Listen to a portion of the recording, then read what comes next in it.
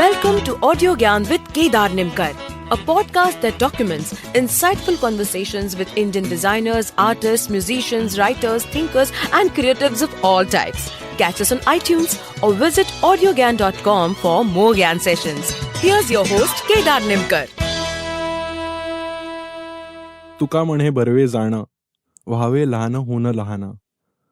This is an important line by Tukaram since it illustrates something universal. I'm from a design background and swear by this line which says, less is more. Having some bent towards listening or understanding poetry, I loosely interpret this couplet as realize that the shorter the better. Even in the 100th episode of Audiogyan with Balkrishna Doshi, I asked him why does all architecture look the same? To which he replied, because architects are no longer poets. In my 33rd episode with Gangadharan Menon, even he said the moment we rediscover our poetry, that will be a renaissance. On that backdrop, we have three guests today on Audiogyan: Rochelle Potkar, Pooja Bhatia and Sanket Matre, all stewards of an upcoming generation of great poets. Rochelle Potkar, she's a short story writer, English poet, haibuneer, author of 2 books of poetry called Paper Asylum and 4 Degrees of Separation. She has over 10 years of experience in writing and she conducts poetry workshops in colleges. Pooja Bhatia, she has been exploring Urdu poetry for last 4 years.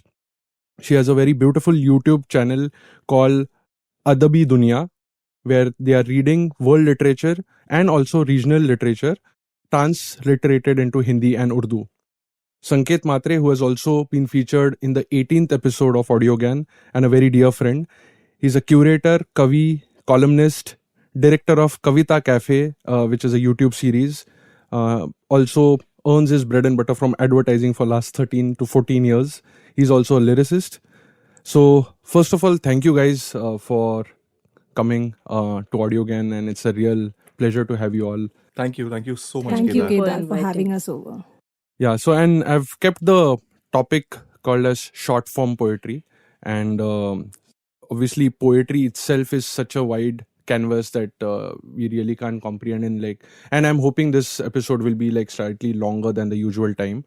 But yeah, the main topic of today I'm keeping as short form poetry, and I've come with 3 to 4 sections, and each section will be having some nuances and directed to each of you in that form of poetry which you are working on. Yeah, I like the fact that we're going to talk about short poetry for a very long time. That's fantastic. So Rochelle, I would like to start with you first. The broad topic, the broad premise will be what's the importance of poetry. Right. And in your case, what all forms of short poetry have you explored? I mean, basically in our offline conversation, you spoke about haiku. Also, you are like a haibuneer. So if you can just start with that and then open new conversations. All right. So first of all, I'm so glad to talk about poetry because we write poetry, and we write poetry from different corners of disquiet, sleeplessness, maybe happiness, but we don't come together and have conferences and confluences. Not enough of it. So I'm so happy to be here. So I think the importance of poetry cannot be spelled out in words because I feel the capitalistic world doesn't understand poetry. It can't sell poetry, and it cannot package poetry, in packaged bottles of water. So poetry is water for me. Okay. I feel in this very constipated world of fiction, non-fiction, false narratives, poetry is water. Okay. So I can't stress enough on the importance of poetry, but I think when I go to colleges and see young people try for the first time to write poetry, that's when I know what importance poetry has, because I have seen a lot of experienced poets practicing poetry, reading poetry. But when I see a very young, new person coming to poetry, that person is grappling with making sense of the world. And poetry can give you that. It doesn't give you money maybe as much as other jobs gives, but it gives you peace of mind, which you can't buy. Mm-hmm. So it's so priceless that I can't talk about its importance. Mm-hmm. Now coming to the short forms of poetry, that I'm going to I would like to share on the Japanese poetry forms. There are many short forms even in the Japanese, short form poetry. But what I practice more and what I teach more is the haiku, which I think the world over we know. In India, they say kaiku, haiku, kaiku. But yes, so haiku is known. Haibun is not so known. And it's basically prose and haiku. And of course, we'll talk more about how it was invented and what does it have. And tanka, which is 5 lines. And senryu, which is very close to haiku. Okay. So this is basically what I have singled down to. Yeah. Cool. Sanket, moving on to you. In Marathi, at least, because I have, I'll struggle with all the languages, but at least Marathi, we have Charoli.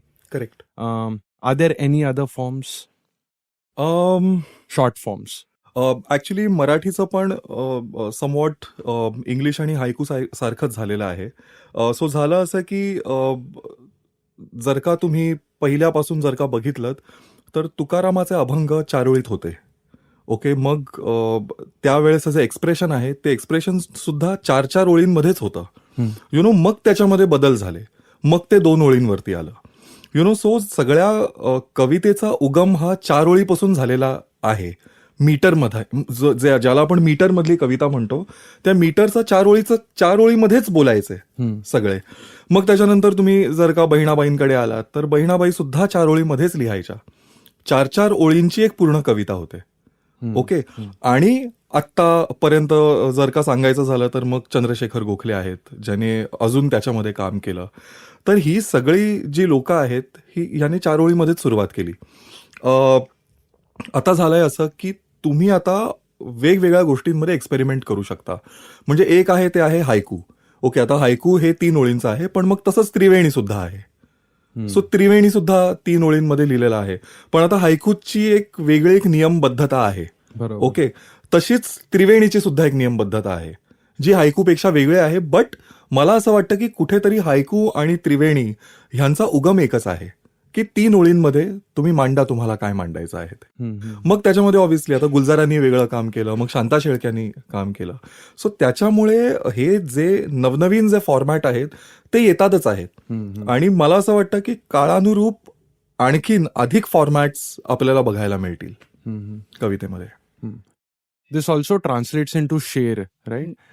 शेर is it मतलब वो 2 होते हैं, 4 के मतलब 4 lines के शेर होते हैं. So if you can just illustrate what is the difference between sher, nazm और even the ghazal, how are these composed, overall just a background about it.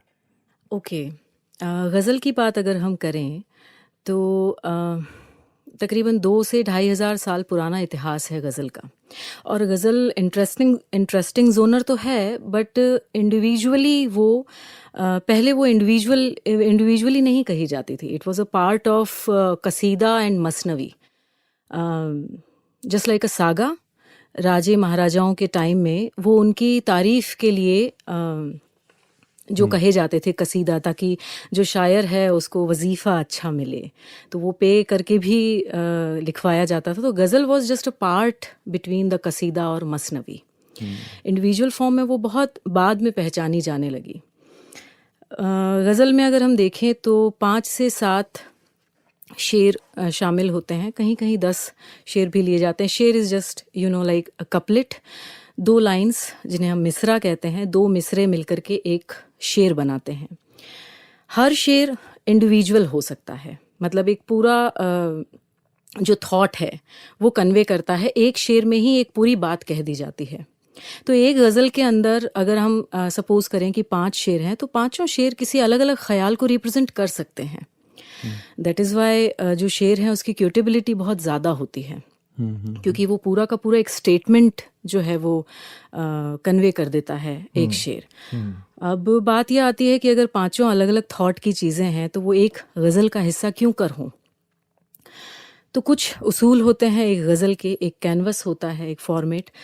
सबसे पहला तो जैसे अभी संकेत ने कहा मीटर, तो हर शेर जो है वो गज़ल एक तयशुदा मीटर में कही जाती है. हर शेर उसी मीटर को फॉलो करता है. उसके बाद आता है रदीफ और काफिया. मैं इसको एक एग्जाम्पल के साथ अगर बताऊं तो शारिक कैफ़ी साहब का एक शेर है कि ये चुपके न थमने वाली हंसी तो देखो, वो साथ हैं तो जरा हमारी खुशी तो देखो. वाह वाह वाह. नाउ द वर्ड हंसी एंड खुशी, ये राइमिंग वर्ड्स हैं. दीज आर काफिया. तो देखो, ये जो शब्द हैं ये सबसे पहले शेर में दोनों लाइंस में आएंगे, उसके बाद हर शेर की आखिरी लाइन में आते हैं. That is radif. तो शेर बाउंड होता है रदीफ, काफिया और मीटर, तीनों जब मिलते हैं तो वो एक गज़ल कंपाइल्ड होकर के गज़ल बनाते हैं. दूसरी बात, अगर हम आते हैं नज़्म पे, तो गज़ल, एक गज़ल में अलग अलग थॉट्स कन्वे हो सकते हैं हर शेर के साथ. तो नज़्म जो है वो एक ही मौजू पे पूरी बात कही जाती है, एक ही थॉट को, एक ही ख्याल के इर्द गिर्द सारी बात कही जाएगी. Then it will become a nazm. और वहाँ रदीफ काफिया का कोई बंदिश नहीं होगी. तो that is the basic difference. Very interesting. तो थोड़ा सा we'll deep dive and try to understand the constructs and why and how they have evolved over time. So again, moving to Rochelle, like from my understanding as a layman, in fact, I tried one haiku just randomly. But so why haiku has only 6 syllables? Was there like this 6 syllable? Was it evolved and then set like you landed on 6 syllables, or it started and it was just the form which continued? Yeah, so actually this was a Japanese form, so 575 was how a haiku was thought of, syllables. But when it comes to another language, it becomes another syllabic language because we have different syllables. So Japanese was of a different syllable, polysyllable. English could be monosyllabic. So we couldn't really do that math. That was one thing. Secondly, trust that the English poets will corrupt things. Okay, because corruption is also part of language. It's also part of the river of literature, and definitely it's part of how you can corrupt poetry and make it your own. Okay, so when you have to make it your own, we did away with the syllable counts. But what we did is haiku became now a juxtaposition of two images. So now when we look at haiku, we are not really thinking about or worrying about 575 syllables. What we are looking at is how in 3 lines, 2 images can be juxtaposed. And I'll give you examples, but it suddenly started becoming fascinating because when I thought before practicing haiku that it was about 3 lines, you could write any 3 lines. Small ones. Within the syllable limit. Within the syllable limit, and say this is a haiku. But it's not a haiku. When you actually, you pick line 1 and that's one image. One image in 2 words. And you pick line 2 and 3 and that's one image. And you suddenly start seeing a juxtaposition of 2 images. And once you see that, you suddenly a story opens up. In fact, I feel that a haiku is almost like the big crunch of a novel.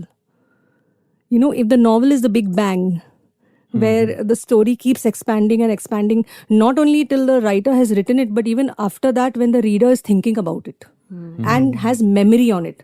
So the story is like a big bang. It's expanding. The haiku is the big crunch. Okay. Yeah, it's just 2 images. Let me know when I can share, even... Yeah, please, just please. share it. right. So right now, so if take, for example, this haiku by Shloka Shankar, it's one of my favorites. Image 1, 3/4 moon. Wow. The missing pieces of my life. Wow. Image 2.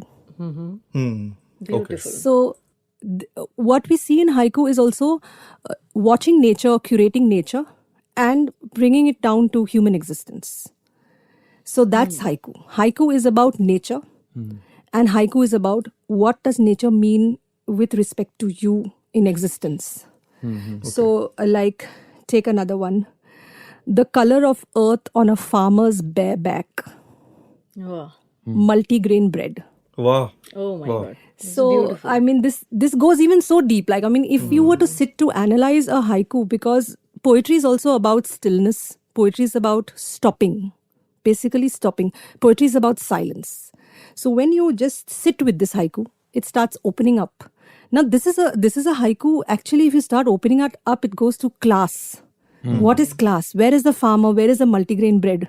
When you think of these images, it just goes on and on. You can have actually an entire story. You know, so basically, it's two images. Like for example, this one, summer night. We turn out all the lights to hear the rain. Okay. Nice. Okay. Yeah. So once you start getting hooked to this, to watch nature, see. First you start seeing nature, and it's very important in a concrete jungle with these metro cities and metro work that you see nature first. Where is that moth? Where is that butterfly? Where is the dragonfly? And then what does the dragonfly mean to you in your existence? And you will find something in the dragonfly that is resonant with your existence. Okay. Yeah.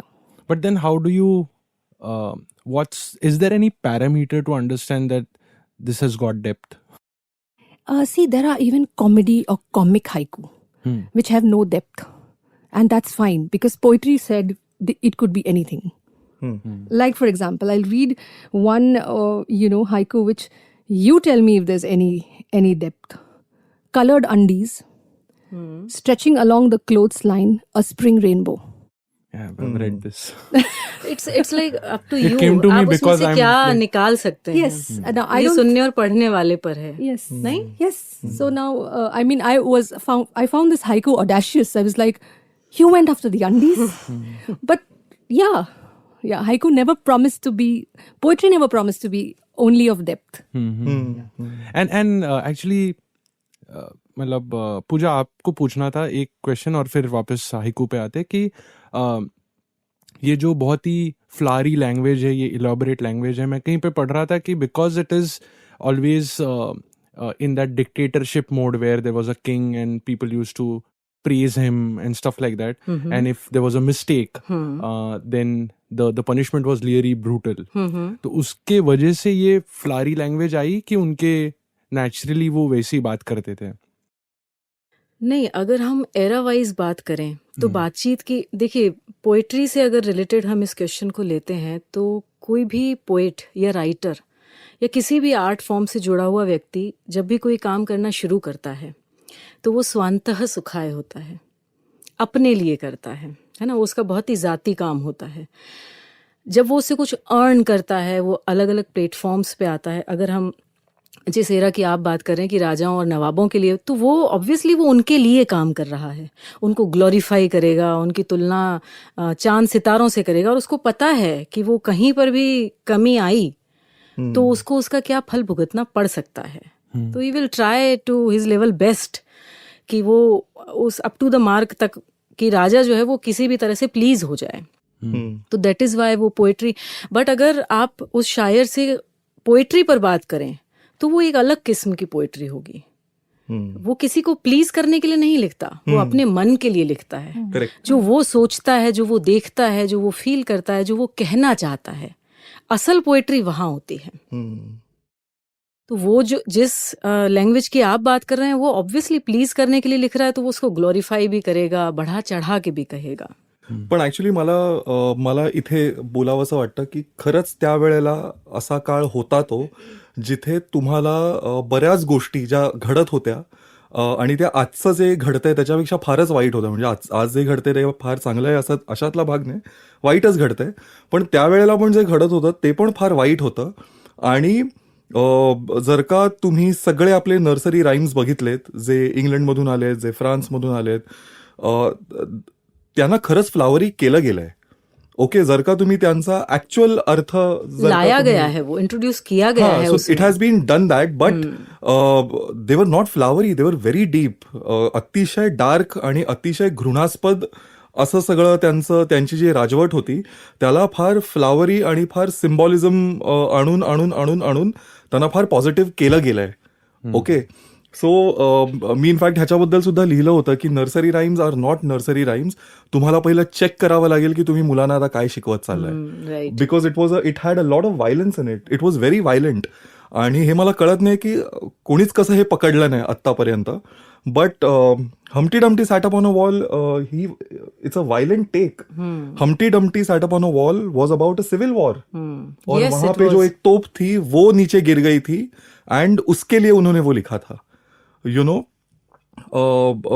मेरी मेरी Mary had 3 माइस, और ये जो है it talks about that lady मेरी जो लोगों का कत्ल करती थी, शी क्रिएटेड जेनोसाइड्स, उसके लिए लिखा गया है वो, which has been passed off today as nursery rhyme. So, obviously, what you're saying is true. उन्हें बहुत फ्लावरी करके बेचा गया है, but that's not true. It had a lot of violence and darkness. Beautiful, will come back to this. And मुझे जो वापस haiku पे पूछना था कि is there any particular reason कि 6 था, मतलब उसका कोई बैकड्रॉप है क्या? क्योंकि अगेन लेमैन क्वेश्चन है कि जापानीज इज रिटन वर्टिकली और पेपर कैसे यूटिलाइज करना है, वो कुछ एंगल था? Like was there any like because of that this evolved, or it was just See, they did write a lot. In fact, I found 10 Japanese short form poetry, on various, like all small, like 3 lines, 2 lines, 4 so lines. yeah, that's what, like Yeah, the reason yeah. to be short. Yeah.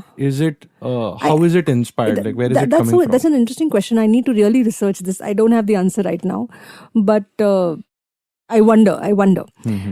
But even English had small forms of poetry. So yeah, probably in today's world with this technology, I don't know whether poetry has reached that convergence point for haiku to be small forms की खूबसूरती भी ये होती है ना कि मतलब कम पर असरदार लफ्जों में, अगर किसी भी फॉर्म में उसको, पोएट्री की किसी भी, आर्ट की किसी भी फॉर्म में कम परंतु असरदार लफ्जों में जो बात कही जाए वो लोगों के जहन में ज्यादा दिनों तक साथ रहती है, लोगों के साथ ज्यादा रहती है. ज़्यादा रहती है। तो आई बट थिंक ये उसके वो फिर खूबसूरती है. फंडामेंटल क्वेश्चन एक्चुअली मुझे थोड़ा सा जो नॉलेज है, मतलब थोड़ा सा जो पढ़ा है, वो मराठी का थोड़ा एक्सपोजर ज्यादा है. तो आई कम टू यू संकेत, कि ये शॉर्ट है इसलिए पावरफुल है कि ये पावरफुल है इसलिए वो शॉर्ट है? You know what I mean, right? कि because you condense a lot of thought into like really less words, it becomes potent, or the other way around? It's actually a very interesting question की छोटा आहे म्हणून जास्त असरदार आहे का? तर नाही, असं नसतं. छोट्या गोष्टीसुद्धा बोथट असू शकतात, छोट्या गोष्टीसुद्धा शॅलो असू शकतात. महत्वाचं हे आहे की त्या क्राफ्टमध्ये ती क्राफ्ट Exactly. तुमच्याकडून काय डिमांड करते, ओके, आणि तुमचं इंटेंट काय आहे ते क्राफ्ट लिहिण्यामागे. तुम्हाला जसे डीप हायकूज मिळतात तसे तुम्हाला साधेसुधे, जसं तिने ऐकवलं आपल्याला, असे साधेसुधे वरवरचे पण तुम्हाला हायकू ऐकायला मिळतात. तसंच 4 ओळींचं पण आहे. तसंच मोठ्या कवितेचं सुद्धा आहे. मोठ्या कवितेमध्ये सुद्धा कदाचित खूप पोटेंट तुम्हाला ती वाटेल, मोठी कविता असली तरी, दीर्घ कविता असली तरी. सो मला असं वाटतं की it is not about the fact की छोटा आहे म्हणून जास्त पोटेंट आहे. ते पोटेंट आहे आणि कोइन्सिडेंटली ते छोटा आहे. ओके, आता तुमचा जो विचार असतो तो तुम्ही छोटा किंवा मोठा असा कधीच तुम्ही बायफर्केट नाही करत. तुम्हाला जर का उद्या वाटलं की कदाचित ह्याची दीर्घ कविता पण नाही, ह्याचं गाणं होईल, तर तुम्ही त्या गाण्याच्या फॉर्मॅटमध्ये लिहा. राईट. ओके, तुम्हाला जर का वाटलं की यार ना गाणं, ना कविता, ना हायकू, ना कथा, मला चित्र काढायचं आहे ह्याच्यातलं, तर त्या चित्रामधून सुद्धा ती आयडिया किंवा तो विचार पुढे येईल. करेक्ट. सो मला असं वाटतं की पोटेन्सी तुमच्या थॉटमध्ये असते, पोटेन्सी तुमच्या इंटेंटमध्ये असते, आणि पोएट्री ते कम्युनिकेट करतं. पोएट्री ही एक पद्धत झाली त्याला कम्युनिकेट करायची. एक्झॅक्टली.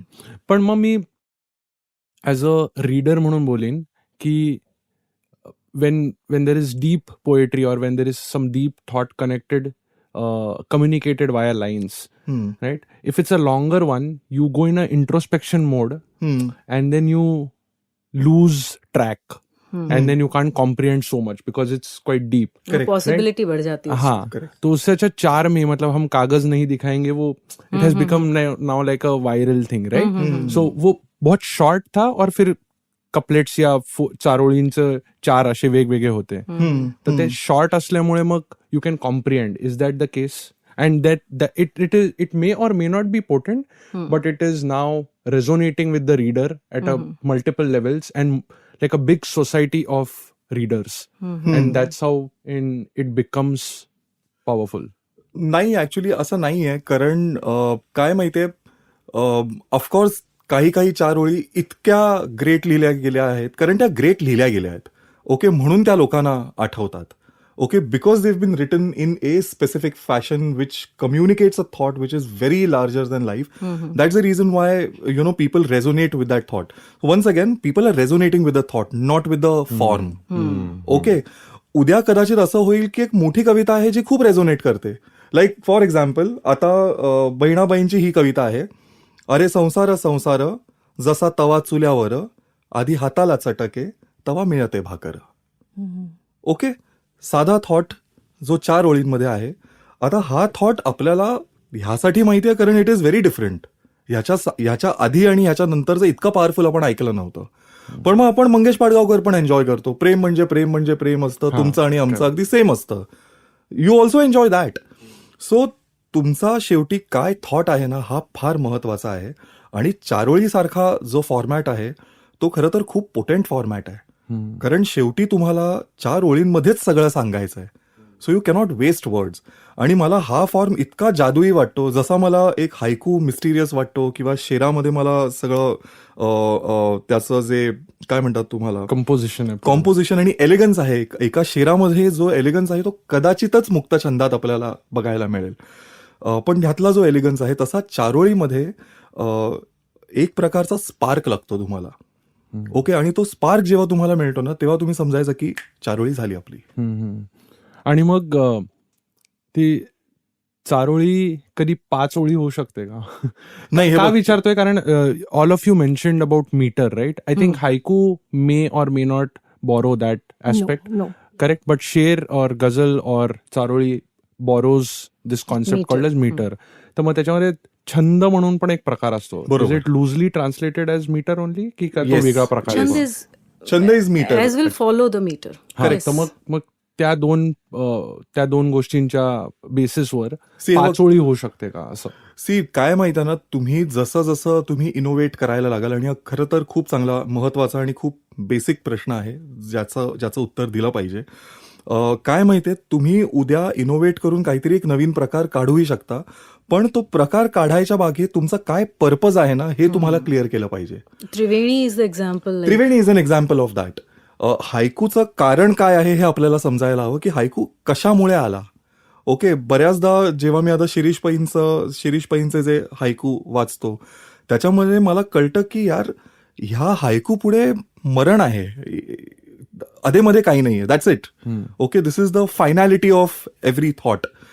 तर तसं तुम्हाला जर का उद्या 5 ओळींमध्ये लिहायचंय, तुम्हाला 2च ओळींमध्ये लिहायचंय, तुम्हाला एका ओळीची एक कविता लिहायची आहे, तुम्ही त्याच्यामध्ये वेगवेगळे इनोव्हेशन्स करू शकता, पण तुमचं पर्पज काय ते करण्यामागचं.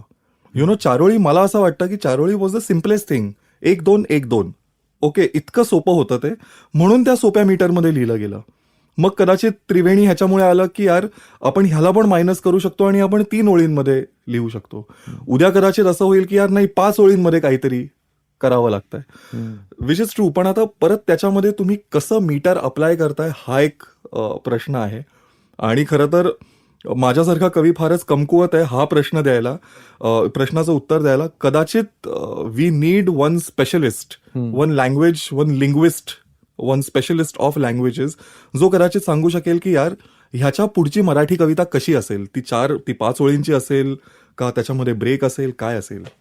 But it's a very exciting thing, it's a very exciting concept की उद्या कोणतरी म्हणतंय की 5 ओळ्यांची पण कविता असते.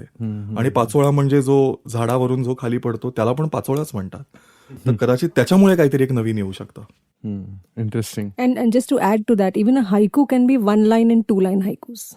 Oh, is it? Yes. Okay. If it is very small words, like just if you have 1 word image, you have to put it as 1 line haiku or 2 lines.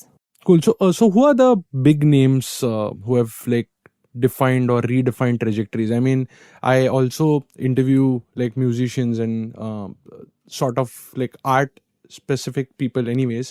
So my personal favorite is Kumar Gandharva, and he's considered to be like a milestone. Like Yeah, a lot he of people say that it was like ADBC of music, right? Before Kumar Gandharva and after Kumar Gandharva. Yeah. Wese, are there any critical people? I'll start with Roshal first. In haiku, in Indian context mainly, if you have Yeah, any other yeah. examples also who Yes. have changed or brought it to the mainstream, not mainstream, but you know what I Yeah, mean, right? yeah, So, I know.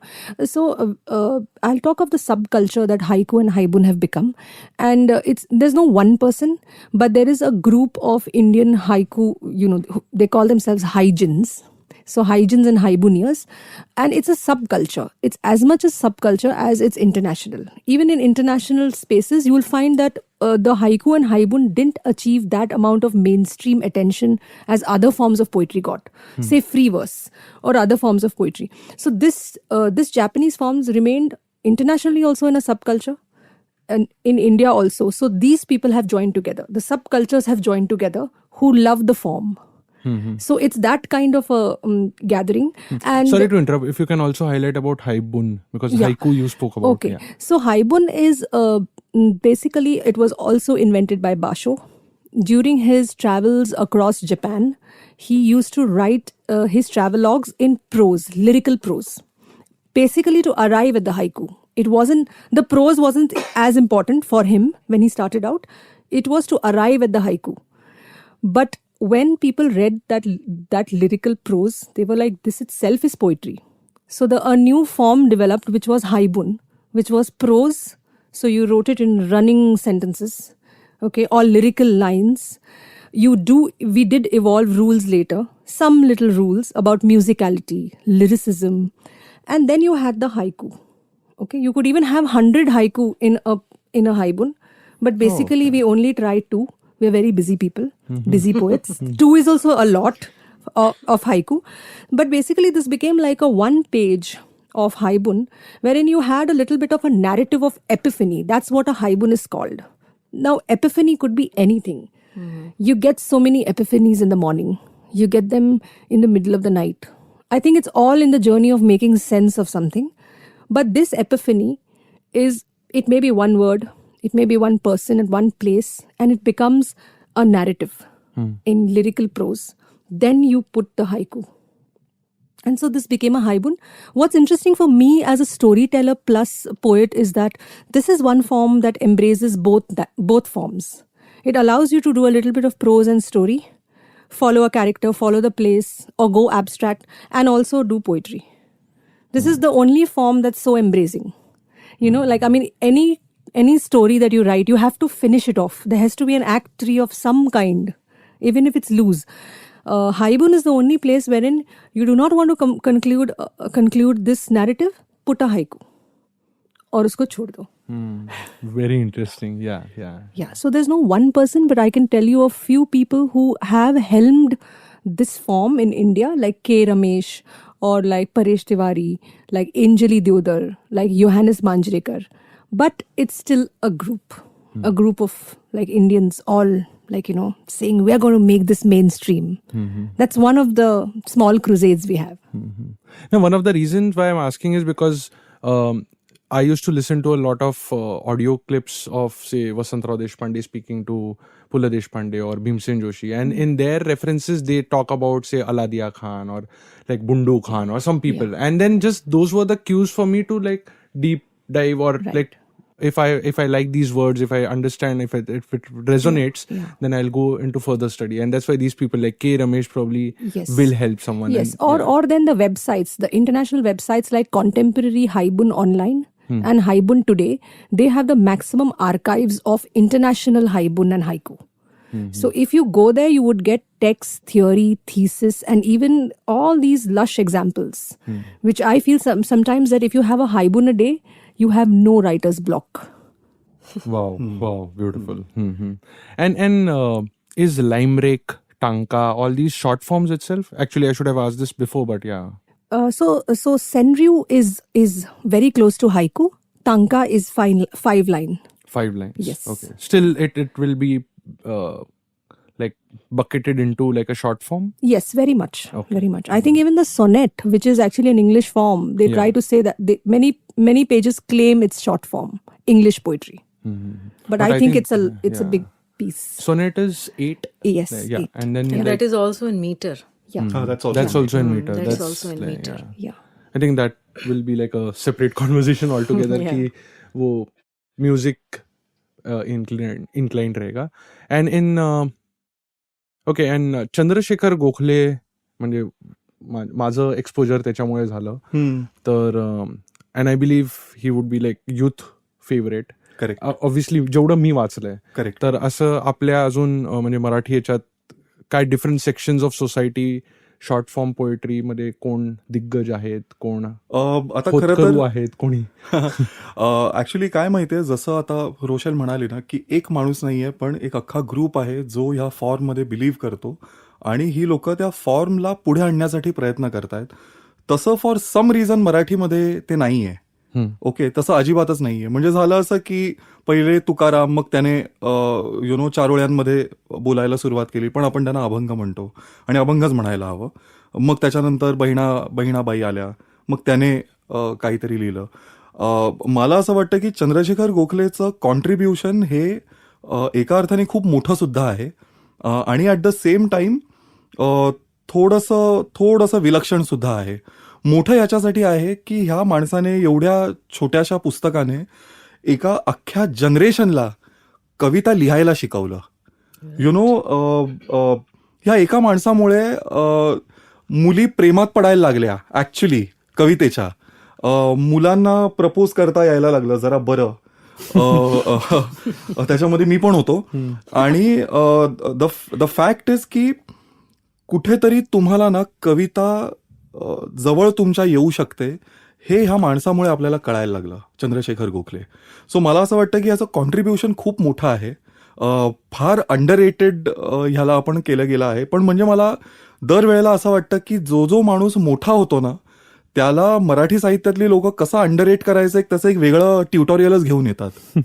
सो माझ्या मते हे फार महत्वाचं आहे की तुम्ही त्या माणसाला acknowledge करा, त्याच्या कामाला अक्नॉलेज करा. मी बऱ्याच कवयित्रींना भेटलेलो आहे ज्यांचा पर्सनल फेवरेट चंद्रशेखर गोखले आहे इन प्रायव्हेट, पण त्या बाहेर बोलत नाहीत. पण मला सांगतात की आम्ही फार प्रेमात होतो चंद्रशेखर गोखलेच्या आणि तो काय काय काय काय लिहायचा. सो आता एक मला सांगावं असं वाटतं की एकीकडे त्याने खूप छान सुद्धा लिहिलं, दुसरीकडे त्याने ह्या फॉर्मॅटला सिम्प्लिफाय केलं. पण त्याने इतकं सिम्प्लिफाय केलं की प्रत्येकाला वाटायला लागलं की काही लिहिलं तरी त्याची चारोळी होऊ शकते. ओके, आता बघ खरं तर आता हे फारच असं सुंदर त्याने काहीतरी लिहिलेलं आहे. इथे प्रत्येक जण आपापल्या घरात आणि प्रत्येकाचा दार बंद आहे, तरी एकोप्यावर बोलणं हा प्रत्येकाचा छंद आहे. ओके, आता हे झालं, तुम्हाला हे छान पण वाटतं, पण तुमच्या लक्षात येतं की अरे यार हे खूप सिम्पल झालंय. ह्याच्यामध्ये अजून थोडी डेप्थ यायला पाहिजे. पण झालं असं की ह्याने एकीकडे हा फॉर्म आणला आणि एका जनरेशनला हे कसं लिहायचं ह्याचं गणित पण शिकवलं, पण ऍट द सेम टाइम त्याने इतकं सिम्प्लिफाय केलं की मग सगळेच जण तसं करायला लागले. करेक्ट. सो त्याच्यामुळे मला असं वाटतं की कदाचित जर का ह्याच्यामध्ये थोडे अजून इनोव्हेशन केले असते, जरा अजून सामाजिक भाग आणला असता, अजून थोडंसं डेप्थमध्ये त्याच्यामध्ये केलं असतं, तर कदाचित मला असं वाटतं की हा फॉर्म जो आत्ता आहे तो फार पुढे एलिव्हेट झाला असता. आणि ओव्हरऑलच मला कळत नाही की मराठी कवितेने हा फॉर्म उचलून ह्याच्यावरती काही केलं का नाही. लिहित होते, आत्ताही लिहितात चार ओळींच्या ह्याच्यामध्ये, पण अक्नॉलेज नाही करत की ही 4 ओळी आहे. अच्छा, म्हणजे तू चंद्रशेखर गोखले सोडून अजून असे कोणी एवढे प्रॉमिनंट नाही आहेत म्हणजे अजून कोणीतरी प्रॉमिनंट नाहीये ह्याच्यामध्ये. लिहितायत लोक आणि वेगवेगळ्या पॉकेट्समध्ये आयसोलेशनमध्ये लिहितायत सगळे.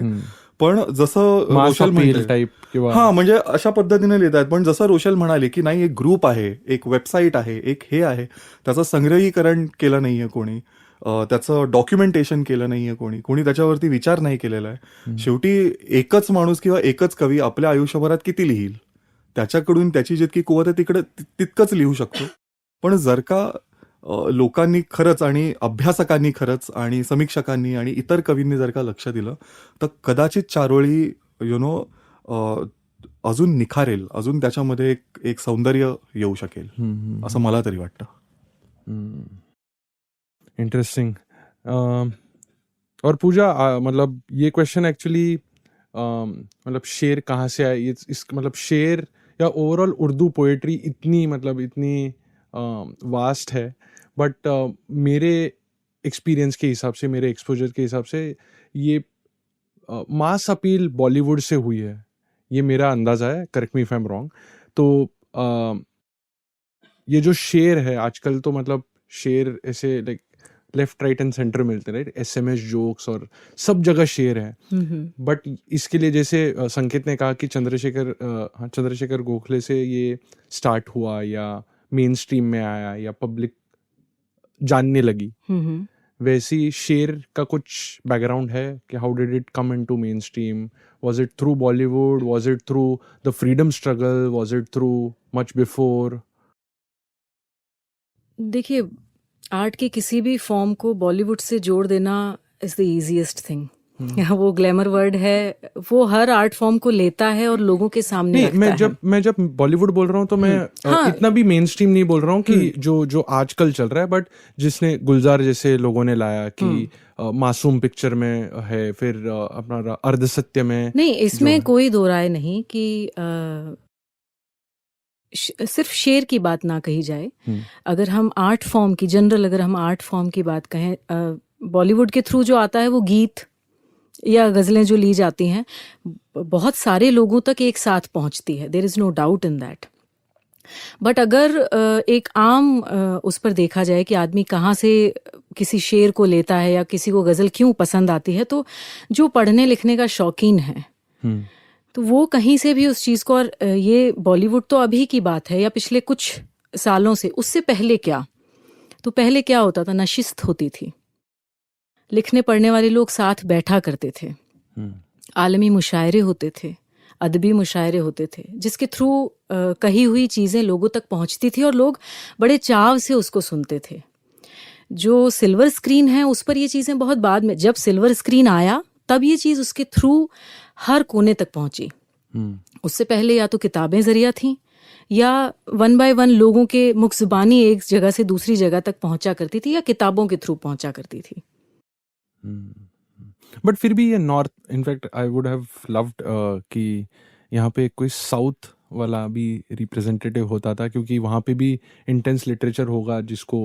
हाँ, तो अगर मैं सिर्फ गजल की सिन्फ की बात करूं, फॉर्म की बात करूं, तो हिंदुस्तान में ही आप देखिए मराठी में गजल कही जाती है, राइट, गुजराती में, पंजाबी में, हिंदी में, मतलब हिंदुस्तान की रीजनल लैंग्वेज मैंने कभी पढ़ी नहीं है, but I am damn sure कि साउथ में भी कही जाती होगी. And we have the English ghazal, English में भी है. और हिंदुस्तान से बाहर जाएं तो पर्शियन ले लें आप, हिब्रू ले लें आप, जर्मनी में गजल कही जाती है. तो इट्स लाइक जॉनर एक बार किसी को क्लिक कर जाए, समझ में आ जाए, तो language is not a barrier ना. तो उस लिहाज से तो इसकी पहुंच कहाँ कहाँ तक है, वहां तक हम भी नहीं पहुंचे अभी तक, आई थिंक सो. इसलिए मुझे पूछना नहीं था कि ये जैसे कुमार गंधर्व एक है, वैसे कोई मार्कर्स है क्या? उर्दू फिर कोई, मतलब there is a list of, हम कई घंटों तक सिर्फ नामों पर बात कर सकते हैं. और वो नाम ऐसे हैं, आप देखिए कि गालिब ने जो शेर नहीं कहे हैं वो भी अब वो कह रहे हैं व्हाट्सएप के थ्रू. करेक्ट. उनके नाम से कई सारी, दो दे आर बेजा, बट गालिब, मीर, जॉन एलिया साहब, जमाल एहसानी साहब, आज की जो जनरेशन है, बशीर बद्र साहब, मजरू सुल्तानपुरी, जानिसार अख्तर, मतलब there is a huge list. आप कई घंटों तक सिर्फ नामों को, फिर भी कुछ न कुछ छूटेगा. करेक्ट. बानी, तो कई सारे नाम हैं जिन्होंने इसको आगे तक पहुंचाया है. करेक्ट. इसलिए लाइक कोई नाम छूट ना जाए और पूरी लिस्ट कंप्लीट नहीं कर सकते. तो बट उसमें एक ऐसी क्यूट लिटिल क्वेश्चन था कि ये इरशाद वर्ड कहाँ से आया? हाँ, इरशाद, देखिए अदब आदाब के जो अल्फाज होते हैं, इरशाद बेसिकली और मैं बताना चाहूंगा कि मैं क्यों पूछ रहा हूँ, क्योंकि जितना मेरा exposure again with the youth है, उसमें यार एक शेर कहूँ क्या, तो बिना जाने पहचाने सब लोग हाँ इरशाद कर देते हैं. और ये मुझे लगता है पूरी तरह से बॉलीवुड इंस्पायर्ड है. कहीं पे किसी ने बोला होगा, इधर वो एक्टर ने कहा होगा, तो उन्होंने सिर्फ कैच कर लिया है. तो अगर इसका कोई ओरिजिन समझ में आए तो बहुत. बिल्कुल, ओरिजिन इसका यूं है कि इरशाद अदब आदाब के अल्फाज में से एक है. शुक्रिया और इस तरह के जो अदबी लफ्ज होते हैं उनमें से एक है. अगर हम इसका लिटरल मीनिंग देखें तो 3-4 मीनिंग इसके होते हैं, जिनमें से कुछ है हुक्म देना, कहना. जैसे अगर मैं ये कहूँ कि केदार ने ये इरशाद किया था, यानी केदार ने ये कहा था, तो बहुत सारे जो मानी होते हैं उनमें से एक है कहिए या आज्ञा देना। जैसे फॉर एग्जांपल अगर कोई शायर अपना कोई कलाम पढ़ना चाहता है तो वो सामीन से, सुनने वाले लोगों से कहता है कि अर्ज किया है, ठीक है, यानी मैं कुछ कहने जा रहा हूँ। इट मीन्स कि वो आपसे इजाज़त मांग रहा है कि मैं कुछ कहना चाह रहा हूँ, तो लोग कहेंगे इरशाद, यानी कहिए। The simple meaning is that. But इसके साथ एक चीज़ और आती है कि अगर अपना कलाम सुनने वाला कोई उम्र दराज शायर है तो आप इरशाद नहीं कहेंगे। इरशाद इज तो लाइक मैं आपको आज्ञा देता हूँ कि आप कहिए, है ना। कोई उम्र दराज शायर अगर कह रहा है तो आप कहेंगे अता हो। अच्छा, that means we are glad कि आप हमें सुनाने जा रहे हैं, प्लीज सुनाइए। ओके। तो इरशाद इज अ जनरल वर्ड कि आप उससे, आप शायर इजाजत मांग रहा है कि अर्ज किया है और आप कह रहे हैं कि हाँ सुनाइए, दैट इज इरशाद मीन्स। तो ये बेसिकली लखनवी तहजीब से आया हुआ वर्ड है जो शायरी में या अदब की दुनिया में इस्तेमाल किया जाता है। Brilliant. Okay, so moving on to the topics of these short poems. So, Rochelle, if you can start and tell us, like in haiku, what are the topics which were explored or are being explored? Because I have like some sense, Hindi ने तो मतलब almost सारे topics को cover किया होगा, मराठी में हम आएंगे, बट हाइकू में कौन से topics? So what I've observed is that because haiku curates nature and human existence, everything that comes in nature and everything that comes in human existence. So everything. Even there is sci-fi haiku, which is not human existence. I don't know what existence it could be. So everything, basically. Very interesting. Yeah. No, but are there like, other than genres, like this is like a political haiku, this is like a social awareness haiku, this is romantic haiku? See, I must say this, that because not only haiku, like when it's juxtaposed or put in the prose, so sometimes you can have, a prose on love, okay? And you will suddenly have something on politics. Because who says the political system is different from being unloved or loved? If you look at the link and shift. Because one of the things that Japanese poetry forms does is it links and shifts. So the images that are there, or the prose and the haiku, are linking and shifting. Because what it means is that life is a wheel and it's in motion. So you will link and shift meanings, textures underneath, images underneath. So you're in a continuous motion. So any theme can be actually placed with any other theme and it will still somehow make sense. No, but life is a wheel is a very oriental concept, right? So there has been haiku in the West which are explored? Very much. And in fact, what I think about the West is because they live in so much more nature, like Scotland lives in so much more nature, I find so much of haiku is only nature-based. Like even the first image and the second image. Whereas we who live in the cities always come back to urban angst. We never leave that because you see a moon and then you have to talk of the missing pieces of your life. We don't have that much of space. But I feel the West has a lot more nature. So I think as a poet where you sit under a tree or in a basement, you are traveling the world, of course. And sometimes you are departing from what is there and sometimes you are actually reporting what is there. So any theme, basically what I mean to say is any and every theme. I've come across political haibun, and political pieces, climate change based haiku, which is so climate change based, or love, of course, plenty of it. And is there any grammar to this when you say that you can juxtapose these two genres only? Or you can like I don't know, for a lack of a better example, but politics and say Love. Two completely different things. Okay, like I'll read one haiku, which you tell me what it is. It's by Ramesh Gauri Raghavan, and he's a Thane-based poet. Oh, okay. Indo-Pak match. Bappa sent off earlier than expected. It's a haiku. And now you tell me whether it's political, it's comical, it's everything actually. It's social. And it's also, you think it's not shallow when you read it first. You think it's shallow when you read it first. It's a deep satire, I think. But actually it's not. because Can you read it again? Yeah. Indo-Pak match. Bappa sent off earlier than expected. I'll take some time to comprehend. We'll take No, this. no. So the Indo-Pak match is going on. That's image 1. It's on TV. What happens when between Ganpati Indians and Bappa's- Pakistan when matches go on? It's war. It's not sports. So he's saying there's Ganpati Bappa and we are sending the Bappa off earlier. So what? So this is Visarjan like के पहले. We are sending him off because match है. So the social जो है अपना rituals of even Ganpati Bappa okay. is So we've like forgotten that. इसको विसर्जन करवा देते हैं. Because मैच के बाद match पता है. नहीं क्या होगा, कैसा हाँ. माहौल होगा. And so this is more important. Wow. Okay. Now this covers 3 themes. 3 themes. If you just sit with it. It's politics. It makes you introspect what values are you building. Yes. And then we know the social behavior of people who are watching Indo-Pak match. Both sides of the borders. Yeah. They are like sitting on it, So he's saying that you're giving up your religious ritual for now. Visarjan pehle karte. I've never heard of that thought actually. But he's saying it can exist. Yeah. So someone in the other side of the match can probably say this also कि Ramzan jaldi छोड़ दो. Yeah? Yes. Maybe. Yeah. Maybe. He or she could challenge. Yeah, maybe.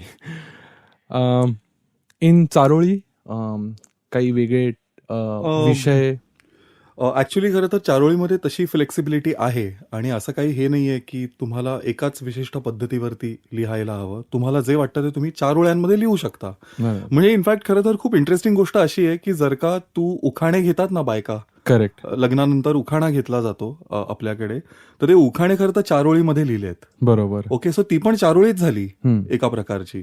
सो आपल्याकडे I think जे सर्वात नैसर्गिक आणि पटकन बोललं जातं ते चारोळीमध्ये बोललं जातं. ओके, पण तरीही वन्स अगेन मला असं वाटतं की ह्याच्यामध्ये इनोव्हेशन करण्यासाठी फार जास्त स्कोप आहे. आत्तापर्यंत जे चंद्रशेखर गोखल्यांनी लिहिलंय ते प्रमाण झालेलं आहे आपल्यासाठी. आणि त्याने नाही, पण हे करंदीकर जे आहेत वेगवेगळे त्यांचे पण असे फक्त 4 घेऊन कोणी independently, which I come to later, पण त्यांचं इंडिपेंडेंटली असं प्रमोट नाही पण रिसाईट झाले आहेत का? नाही, असं नाही झालंय. आणि दुसरी गोष्ट तसं करूही नाही, कारण त्याने त्या इंटेन्शननी लिहिलेलं नाहीये. त्यांनी ती एक दीर्घ कविता म्हणून लिहिली असेल किंवा त्यांनी ती एक पूर्ण कविता म्हणून लिहिली असेल, म्हणून त्याला नाही. इनफॅक्ट हे जे मी तुला दाखवलं आता बहिणाबाईंचं, ती खरं तर पूर्ण कविता आहे जी 4 ओळींमध्ये ती ब्रेक केली गेली आहे. ओके, आणि म्हणून मी तुला त्याचा रेफरन्स दिला. आता चंद्रशेखर गोखलेंनी आता हे बघ, हे असं लिहिलेलं आहे, मुक मुक राहून तुझं नुसतंच पाहत राहणं. ओके, मुक मुक राहून तुझं नुसतंच पाहत राहणं, जसं गोठलेल्या नदीचं बर्फाखालून वाहणं. ओके, आता हे त्याने एक असं लिहिलेलं आहे. दुसरा त्याने एक थोडंसं सटायर म्हणून लिहिलेलं आहे की इथे वेडं असण्याचे खूप फायदे आहेत. इथे वेडं असण्याचे खूप फायदे आहेत, शहाण्यांसाठी जगण्याचे काटेकोर कायदे आहेत. ओके, आता हे परत एक थोडंसं माणसाच्या वृत्तीबद्दलचं झालं, कुठे प्रेमाचं आहे. पण असं आपल्याला हार्डकोर कुठे बघायला नाही मिळत ज्याच्यामध्ये पॉलिटिकल चारोळी लिहिलेली आहे. खरं तर रामदास फुटाणेंनी थोडंसं त्याच्यामध्ये काम केलेलं आहे, पण जरा अजून पण पुन्हा ते व्यंग हास्याच्या अंगाने गेलेलं आहे. पण जर का असं करायचं असेल तर करता येईल. ते अजूनपर्यंत केलं गेलं नाहीये किंवा तेवढं आपल्याकडे काव्यात्मक भान या गोष्टीचं किंवा या फॉर्मॅटचं आलं नाहीये. पण मला असं वाटतं की हे पॉडकास्ट होत आहे म्हणजे कुठेतरी कोणाला तरी हा प्रश्न पडलेला आहे की हे का नाही झालेलं आहे. ओके, आणि मग कदाचित इथून कोणाला तरी somebody will be inspired to write. Correct.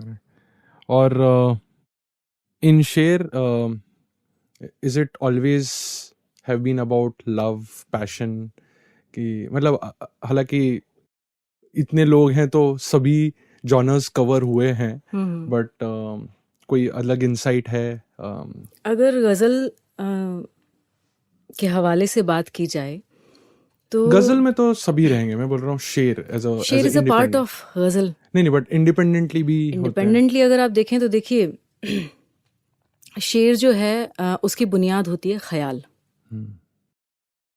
Explore करने की अगर आप जो पूछ रहे हैं कि शेर में क्या क्या टॉपिक्स एक्सप्लोर कर लिए गए हैं, तो बहुत ज्यादा एक्सप्लोर नहीं हुआ है अभी तक। Is it? यहाँ दोहराव है हर चीज। आप देखिए, इश्क, मोहब्बत, चाक, महबूबा, मैखाना, मतलब बहुत आपको बहुत ज्यादा दोहराव मिलेगा। और जो नया एक्सपेरिमेंट करना है या एक्सप्लोर करना है, तो वो जब किया जाता है तो अव्वल तो वो एकदम से एक्सेप्ट नहीं किया जाता, क्योंकि हमारे कानों की कंडीशनिंग ऐसी है कि हम वही सुनना अच्छा लगता है हमें। करेक्ट। हमारी मेंटालिटी वैसी है, तो जो नया जो भी एक्सपेरिमेंट होता है उसको इजीली एक्सेप्ट नहीं किया जाता। वो ऐसे लगता है दांत के बीच में कंकड़ आ गया, दैट काइंड ऑफ फीलिंग। तो उसमें वक्त लगता है नया कुछ भी बदलाव लाने में, तो दोहराव बहुत ज्यादा है। मुझे इसीलिए लगता है मुझे कि वो मेरे हिस्से में माँ आई is a very distinct which we will remember, क्योंकि वो अलग टॉपिक का है इसलिए।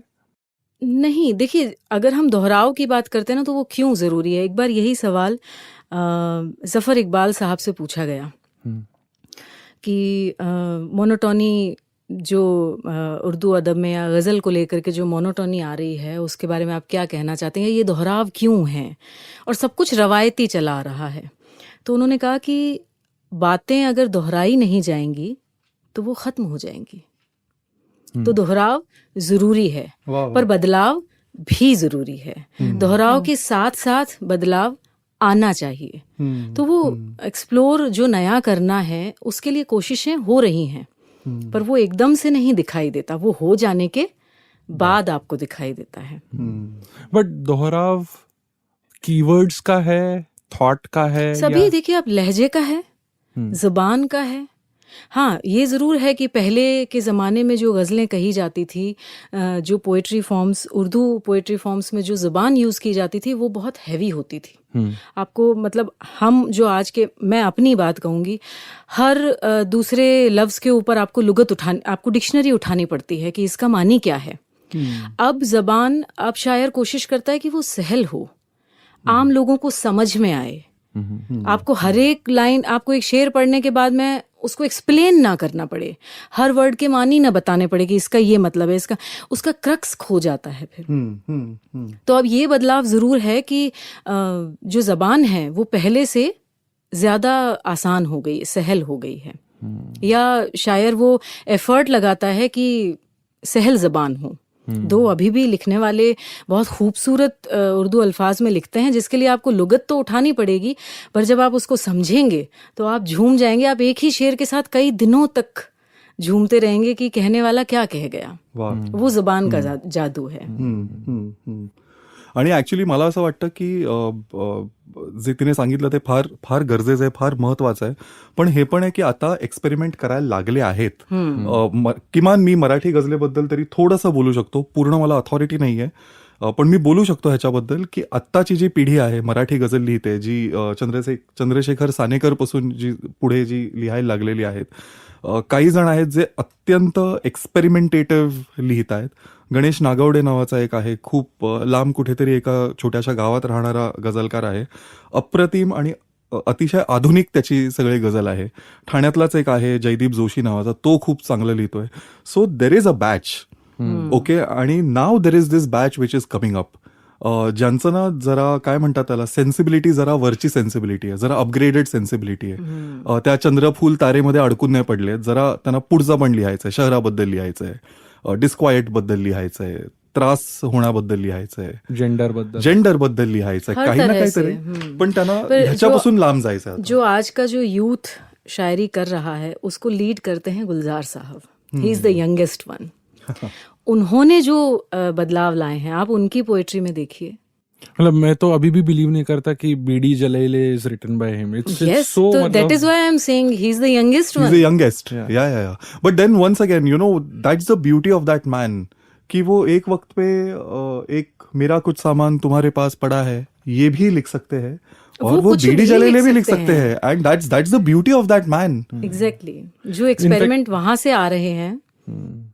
इनफैक्ट मेरी एक दोस्त है जो एक सीरियल ट्रांसलेट कर रही है मराठी में, और उसका टाइटल सॉन्ग ऐसा कुछ है कि गट गट गट्टू बट बट बट्टू 1 2 1 2 1 2 1 2, और ये गुलजार जी ने लिखा है. आई वाज लाइक क्या है, मतलब उनकी कार्टून टोकरी सीरीज है। में अब भी इतना कुछ ऐसा है जो आप यकीन ही नहीं कर पाएंगे उसको सुनने के बाद में कि अरे यहाँ अभी भी इतना कुछ नया है, Correct. जबकि जो यंग जनरेशन है वो भी इतना कुछ नया. करेक्ट. नाही बट देन मला दरवेळेला त्या माणसाचं फार विलक्षण प्रेम आहे माझं गुलजारांवरती, कारण यु नो आंधी सारख्या पिक्चरची गाणी, हा. आणि ते पण त्याच माणसाने लिहिलंय जो हे लिहितो की जंगल जंगल बात चली है पता चला है, चड्डी पहन के फूल खिला है. इतकं सिम्पल लिहू शकतो, पण हेच मी तुम्हाला म्हणतोय की जिथे तुम्हाला युनिव्हर्सॅलिटी आणि सिम्प्लिसिटी कळते ना, तिथे तुम्ही पोएट होता, तेव्हा तुम्ही पोएट पर होता. ये भी सही है कि आसान लफ्जों में असरदार तरीके से बात करना सबसे कठिन काम कठिन है. काम है. ऍब्सोल्युटली. भारी भारी वर्ड्स यूज करके आप कुछ न कुछ ले आएंगे, बट वो असरदार होगा कि नहीं उसकी कोई गारंटी नहीं है. करेक्ट. पर आसान शब्दों के साथ में, लफ्जों के साथ में एक बहुत असरदार बात को कन्वे कर देना is the correct. Most tedious. In fact on this note मैं बोलूंगा, मतलब जो लिसनर्स है उनको, कि मैंने रामू रामानाथन के साथ एक पॉडकास्ट किया था, एक एपिसोड किया था कुछ मे बी 1.5 year बैक, और उनको मैंने ये पूछा था कि हालांकि उन्होंने आंसर दिया वैसे कि ये जो शेक्सपियरियन लैंग्वेज थी ये कोर्ट रूम ड्रामास के लिए थी, and then with Beckett and other playwrights it came in house, became the common man. और तब भाषा भी चेंज हो गई, क्योंकि वो उस टाइप की भाषा थी, और जब तुम इंडोर घर में जो हो रहा है वो दिखाना चाहते हो तो वो भाषा नहीं होगी. तो वैसे भाषा को लेकर मुझे याद आया, एक मजाज साहब की एक नज्म थी. उस नज्म में 4 मिसरे थे जिस पर कोई फिल्म डायरेक्टर गीत कहना चाहते थे उन 4 मिसरों को लेकर, और ये काम दिया गया था साहिर साहब को. तो वो मिसरे थे, आप लोगों ने शायद वो गाना सुना भी होगा, छलके तेरी आंखों से शराब और ज्यादा, महके तेरे आरिज के गुलाब और ज्यादा. The original word was aariz, but ये आम भाषा, आम लोगों के, आवाम की समझ में आने वाला लफ्ज नहीं है. तो साहिर ने उस लफ्ज को चेंज किया और वहां किया छलके तेरी आंखों से शराब और ज्यादा, महके तेरे होठों के गुलाब और ज्यादा. तो ये बदलाव जरूरी हो जाता है कई जगह पर, ताकि वो ज्यादा से ज्यादा लोगों तक पहुंच सके. Very interesting. Cool. Moving on to the last chapter of this conversation, क्योंकि ये मतलब ये continuous चला रह सकता है. Just I'm trying to put it in a frame. We'll talk about future. Rochelle, like you have been to various parts of the country talking about poetry, reciting poetry. You have 2 books now. So, what has been your observation? What's the conversation which is happening between the poets and also between the readers?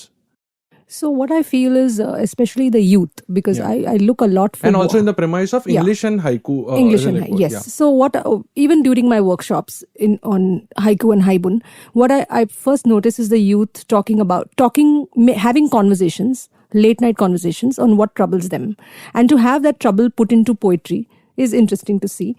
And so I think that's what the conversation is about. Currently, it's about political conversations, but it's also personal, because poetry allows you that space to confess, you know, whether it's a love, heartbreak, or whatever that is, and that never stops.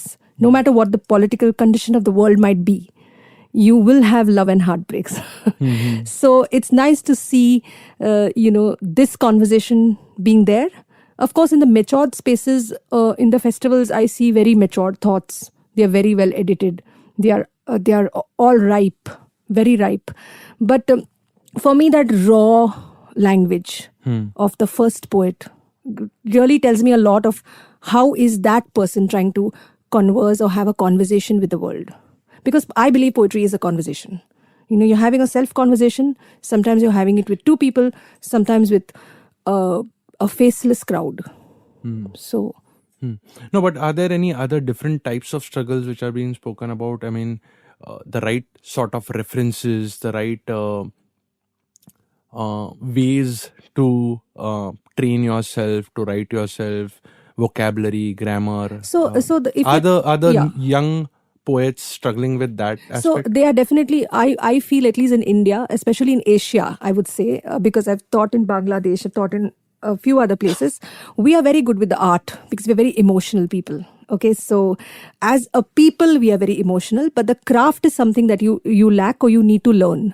So that difference I will see. But then craft is a journey with even the mature poets. Like we were just talking about Gulzar Sahab coming up with new things. Yeah. That is, he is actually challenging himself in different ways. So it is playing with your own craft. Okay, so I think that doesn't end. But the art, as long as the art is there, you have your heart in your art. Craft is something that can be picked up either through self-learning or you go through organized programs, of MFA. But like Yeah. these poets hungry to get the craft, or they are happy with whatever, because this Yeah. is mainly because of the internet boom which has happened, Yes. right? So- You just get keywords and you try to be flowery, or you try to like actually not really communicate very transparently, but just play off words, Yeah, right? see that is there. There's a lot of like baiting, or like the fame hungry kind of poetry that does not resonate, does not ring, but it works. It works. But then I also see those people who truly compulsively want to say something, especially about identity. Nowadays, a lot of colleges are talking about their identity, and identity not only in terms of LGBTQ or whether they are citizens of a country, but also about how small, short, tall, black, blue they think they are. I mean, I remember one poem in Pune, Symbiosis, I had gone recently, where this girl actually, she was a short-statured. She actually called herself an insect and wrote an entire poem on how you might feel to be an insect with towering gigantic people. And I thought that was very brave, because to do it at that age of 17, you really need to have questioned your identity, moved far beyond that, and then written a poem that entertains people. So the growth is already, a lot. So people, identity is a very important theme currently. And identity in all aspects, whether it's your career, whether it's your citizenry, whether it's other fears, financial fears, identity. Yeah. Interesting. Marathi मध्ये what's the topics which are being explored? Marathi समग्र कवितेमध्ये जर का विचारशील तर it's a very very hopeful phase. खरं तर मी या वर्षीच्या मराठी साहित्य संमेलनात गेलो होतो आणि एका सत्रामध्ये प्रश्न असा होता की इतकी जी सगळी कविता लिहिली जाते ती चांगली आहे, म्हणजे चांगली आहे किंवा वाईट आहे, बाळसं आहे की बाळसं आहे की चांगली गोष्ट आहे. ओके, आता मला असं वाटतं की ऑब्व्हियसली चांगली गोष्ट आहे. ह्याचा अर्थ हा आहे की एक अख्खी जनरेशन लिखाणाकडे वळते आणि त्याच्याकडे सिरियसली बघते. त्यांना असं वाटायला लागलंय की फक्त गाणं म्हणण्यात किंवा नृत्यातून तेवढंच नाही, तर लिखाणातून आपण आपल्या गोष्टी मांडू शकतो जगासमोर. तर माझ्या मते ही खूपच महत्त्वाची गोष्ट आहे जी होते. आजच्या घडीला जर का आपण बघितलं तर अतिशय चांगले कवी लिहित आहेत आणि लिहिते हात, ज्याला आपण म्हणतो ना की functioned well oiled hands writing, हे आपल्याकडे ॲट दिस फेज खूप खूप चांगलं आणि मोठ्या पातळीवर होत आहे. ॲट द सेम टाइम एक दुसरी चांगली गोष्ट होते की इंटरनेटमुळे आता तुम्हाला कळायला लागलंय की जगामध्ये अजून कोण काय लिहितंय. तर त्याच्यामुळे तुमचे जे विषय आहेत ना ते तुमच्यापुरते राहिले नाहीयेत. तुम्ही आता जगाकडे बघायला लागला आहात. तुम्ही जगाकडे बघायला लागला आहात, त्याच्यामुळे तुमच्या कवितेतला जो कॉन्टेक्स्ट आहे, आशय आहे, it is no longer related to just you and you alone किंवा people or places around you. तो जागतिक झाला आहे कॉन्टेंट. ओके, तो त्याचा आशय जागतिक झाला आहे आणि ते खूप महत्त्वाचं आहे. It is very very hopeful. खूप एक्सपेरिमेंट्स होत आहेत मराठी पोएट्रीमध्ये, मराठी रायटिंगमध्ये, जे खरोखरच व्हायला हवेत. खरं तर हे सगळे एक्सपेरिमेंट्स 20 वर्षांआधी व्हायला हवे होते, पण ते आता होत आहेत आणि ते फार महत्त्वाचं आहे. जर का तू म्हणशील की काय लिहितायत किंवा कसं लिहितायत, तर पॉलिटिक्सपासून ते तुमच्या कॉम्प्लेक्सिटीजबद्दल, ते सामाजिक भानाबद्दल, ते प्रेमाबद्दल, पण प्रेमाबद्दल सुद्धा फार वेगवेगळ्या अंगाने, फार मॅच्युअर्ड पद्धतीनं आता बघायला लागली आहेत. आणि ही जी माझी पिढी आहे ती तरी डेफिनेटली फार मॅच्युअर्ड पद्धतीनं सगळं बघायला लागली आहे आणि तितक्याच मॅच्युअर्ड पद्धतीनं मांडायला सुद्धा लागली आहे. So this is a very very big thing. मला असं वाटतं की आता परत त्या साहित्य संमेलनाचं पण असं आहे की सगळेच ह्याचा विचार करतायत की 10,000 वर्षांआधीची कविता कशी होती, मग 100 वर्षांआधीची कविता कशी होती. तर सगळे ना पाठचं खूप बोलतायत आणि कोणीच हा प्रश्न विचारत नाहीये की पुढची कविता कशी असेल, ह्याच्या नंतरचा फॉर्मॅट कसा असेल. तो कागदावरती असेल की तो एका स्क्रीनवरती असेल की तो एका बोर्डावरती असेल, ह्याचा विचार कोणीच नाही करत आहे. आणि तो करायला हवं. आपल्या नंतरची कविता कशी असेल किंवा आपल्या नंतरची कविता कशी असायला हवी, त्यासाठी आपण काय करायला हवं, ह्याच्याबद्दल अजूनपर्यंत कोणी बोलत नाही. ह्या गोष्टीची मला खंत वाटते. पण contemporary Marathi poetry is going through one of the best possible times of its life. आणि सगळेच फार सुंदर, फार सकस मराठी कविता लिहित आहेत. ऍक्च्युली याच्यावर मला अजून एक प्रश्न है, but will just complete with Pooja कि शेर की या शेर के ही रखेंगे क्योंकि शॉर्ट फॉर्म में बात कर रहे हैं. तो शेर की दुनिया में मतलब फ्यूचर वाइज क्या क्या चेंजेस हो रहे हैं, करंट सिचुएशन में क्या चेंजेस हो रहे हैं, कुछ उसके बारे में इंसाइट्स आपके तरफ से, मतलब आपका क्या ऑब्जर्वेशन रहा है यूथ जो शेर बना रही हैं, या क्योंकि अभी जो सुन रहे हैं वो राहत इंदौरी साहब और उनके ही पढ़े जा रहे हैं, बट जो नए इसमें आ रहे हैं मैंने तो सिर्फ वरुण ग्रोवर का ही नाम सुना है जो डेप्थ वाले लिखते हैं, बट और कोई लोग हैं जो लिख रहे हैं और किस टॉपिक्स पे लिख रहे हैं, इसके बारे में कुछ इंसाइट्स हो तो, मतलब ऐसे नहीं है. नहीं हो तो वाली बात तो है ही नहीं, बिल्कुल है. बहुत से शायर हैं जो आज के दौर में इनकलाबी शायरी लिखी जा रही है. उस दौर में तो थी ही, जब प्रगतिशील दौर जो था उसकी तो लिस्ट हमारे पास है ही, उस दौर के शायरों की. इस समय भी बहुत से लोग तकरीबन कमोबेश हर टॉपिक पर अपनी बात कह रहे हैं. देखिए, शायर भी इसी समाज का एक हिस्सा है. वो सब कुछ देखते हैं जो उनके आसपास हो रहा है, और जो बेस्ट चीज़ उनके पास होती है एम्पैथी, वो औरों से ज़्यादा होती है. दैट इज़ वाई ही और शी कैन राइट. तो वो अपनी बात कह तो रहे हैं, फिर वो मोटिवेशनल हो, इनकलाबी हो, प्रगतिशील दौर की शायरी हो, तो वो अपनी बात हर टॉपिक जो उठाया जा सकता है, जिसे उठाना चाहिए, तो कही जा रही है. आप कुछ नाम कहेंगे, मैं आपको फिर एक लिस्ट दे सकती हूँ. स्वप्निल तिवारी साहब हैं, तसनीफ हैदर हैं, अभिषेक शुक्ला हैं. दिल्ली में तो एक पूरी की पूरी जमात है शायरों की, जो अगर आप उनको ढूंढें नाम सुनने के बाद में, तो शायद ही कोई ऐसा टॉपिक होगा जो आपको मिलेगा नहीं जिसके ऊपर बात ना की गई हो. तो बिल्कुल काम हो रहा है और पूरे मन से हो रहा है. आई थिंक एक और चीज़ जो संकेत ने भी कही कि फ्यूचर में पोएट्री, तो आई जस्ट वांट टू से वन थिंग. स्टीफन हॉकिंस ने कहा था कि 100 साल बाद दुनिया ख़त्म हो जाएगी. तो फ्यूचर की शायरी तो या पोएट्री के बारे में तो I don't think so. But हाँ, ये ज़रूर है कि मैं मायूस नहीं हूँ.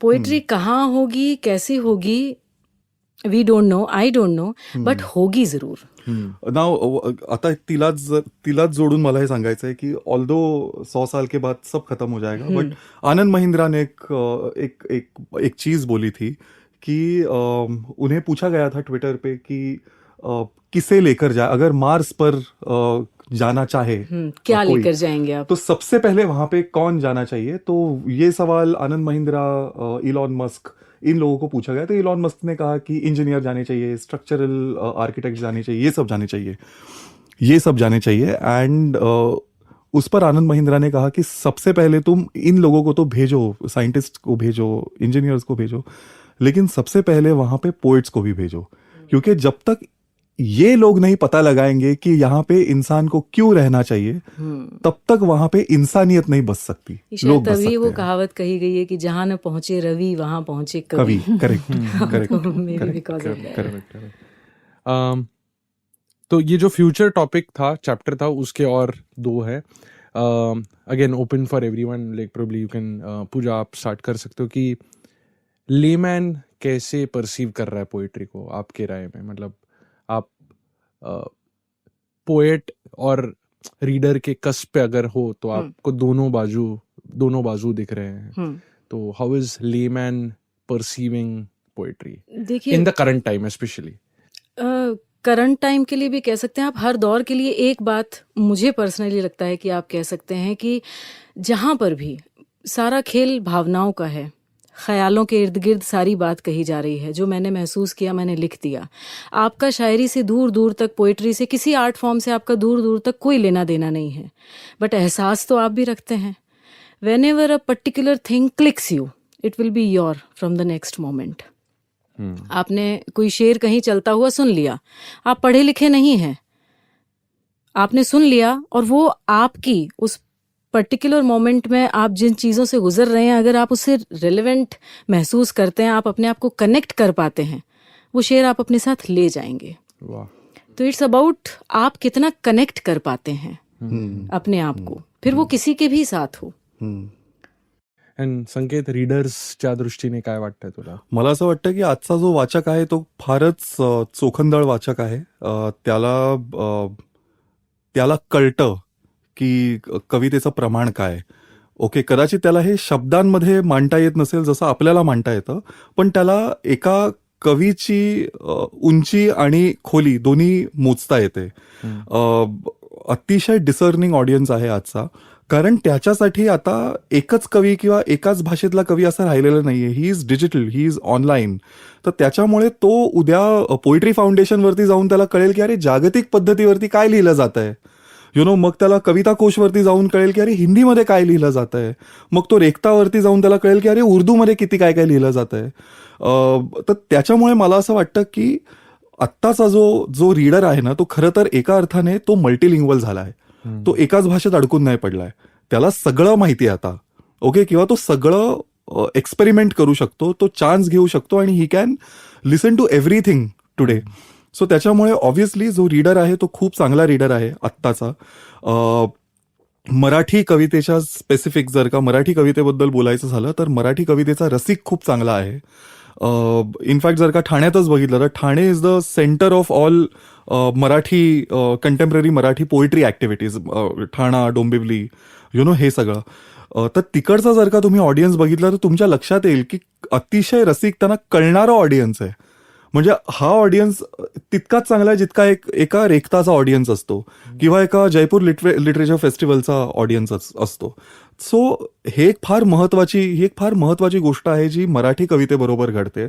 तुमचा ऑडियन्स खूप चांगला होत जातोय, पण आता ही एका कवीची किंवा कवींची रिस्पॉन्सिबिलिटी आहे की तुम्ही एका रसिकाला किती चांगलं भोजन देता, ज्यामुळे तो रसिक अधिकाधिक सशक्त होऊ शकेल आणि तो अधिकाधिक तुमचा ऐकू शकेल. He will become your connoisseur. He just wouldn't be a listener anymore. He start rooting for your poetry. आणि मला असं वाटतं की बरेच कवी आहेत जे हे चांगलं काम करतायत, चांगल्या कविता लिहिण्याचं काम करतायत. मला असं वाटतं चांगल्या कविता लिहिणं हे सुद्धा एक सामाजिक कार्यच आहे. कारण जर का तुम्ही चांगल्या कविता लिहिलात तर एक चांगला समाज तुमच्यासमोर येऊ शकतो. हे एक. दुसरी गोष्ट मला असं वाटतं की जर का तुम्ही तो 1980 ते 2000 किंवा 1980 ते 1990 1980s टिल द 1990s हा जर का तुम्ही काळ घेतलात ना, तर तो कवितेसाठी फार डिप्रेसिंग काळ होता. कारण नोबडी वॉज रायटिंग किंवा कविता had become the back burner. ती कोणीच जास्त बघत नव्हतं किंवा कोणीच जास्त इंटरॅक्ट नव्हतं करत. हे मे बी कदाचित मराठीमध्ये असेल, कारण माझ्या ते इमर्जन्सी नंतर it is specific to Marathi.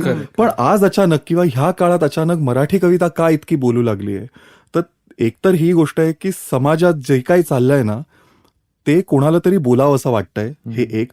आणि दुसरी गोष्ट, लोकांना ही गोष्ट कळली आहे की कवितेमुळे तुम्ही लिबरेट होऊ शकता. You can speak freely what ever you want through poetry. ते कदाचित फिल्ममधून नाही होत, ते कदाचित गाण्यातून नाही होत.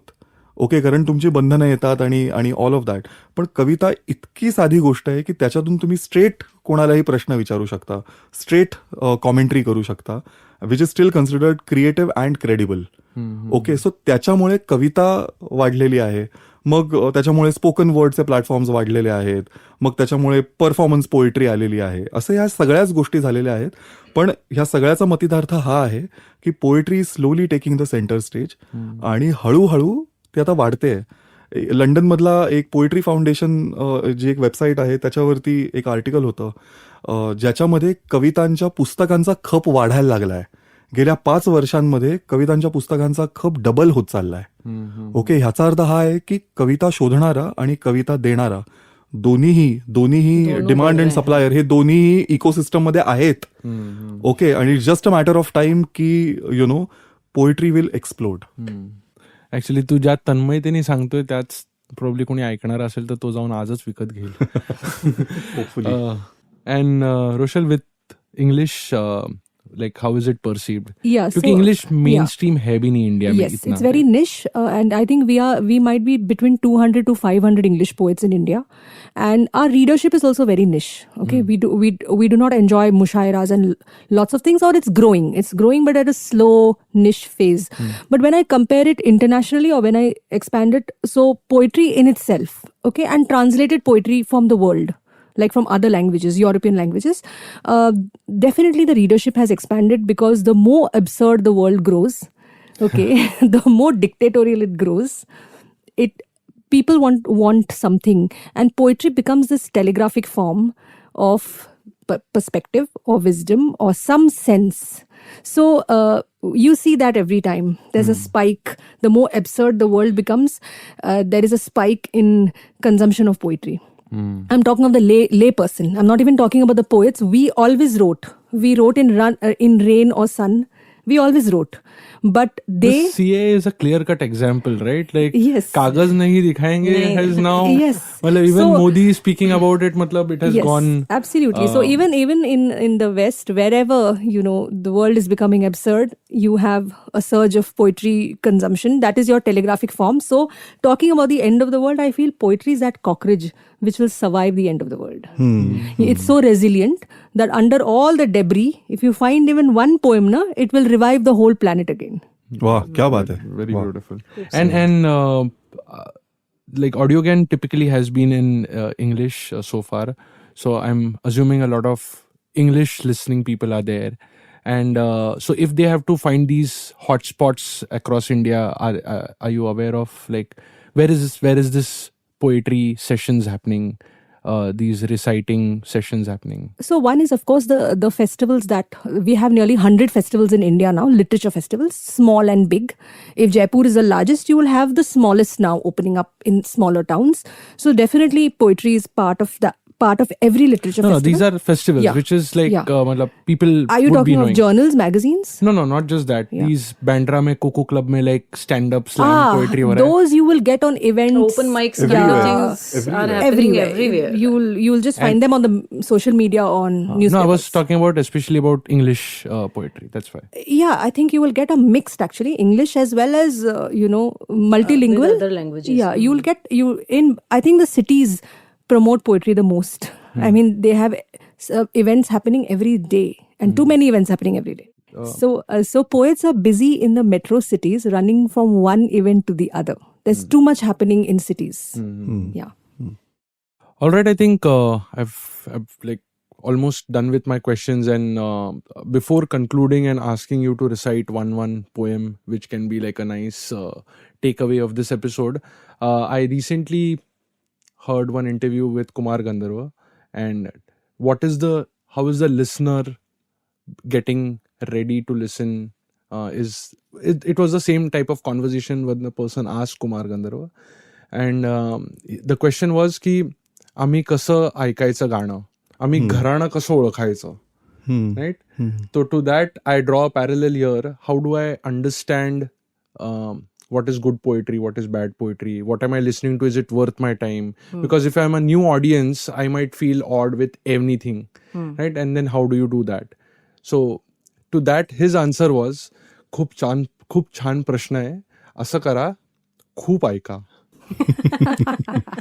So on that note, I think to understand what is great poetry, good poetry, bad poetry, slam poetry, or whatever the formats is, are we on the same page that you have to listen more, read Of more? course. Absolutely. Absolutely, I Absolutely.